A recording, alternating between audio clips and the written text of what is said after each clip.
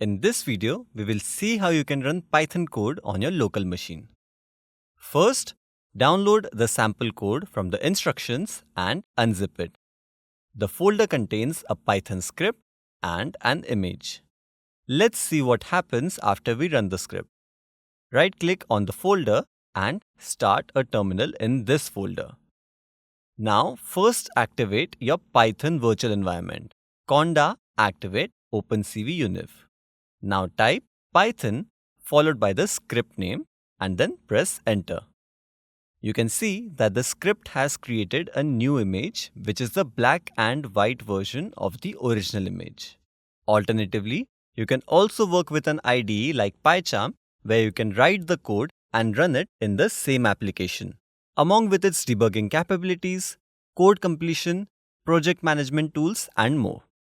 Start a new terminal by pressing Ctrl Alt and T, then type sudo snap install pycharm-community -- classic. Wait a few minutes for PyCharm to be installed. Now go to your applications and search for PyCharm. When you first launch PyCharm, it will ask you to read and accept the license.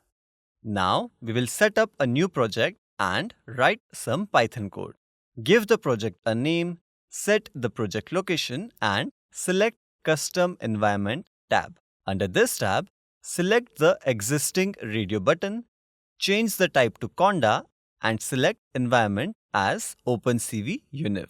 You can also create a new environment if you want to. Finally, click on Create. Next, right-click over here and create a new Python file. Let's call it main.py. Now, we will import OpenCV and then print the OpenCV version. To run this code, simply click on the green triangle or go to the main menu and under Run, click Run main.py.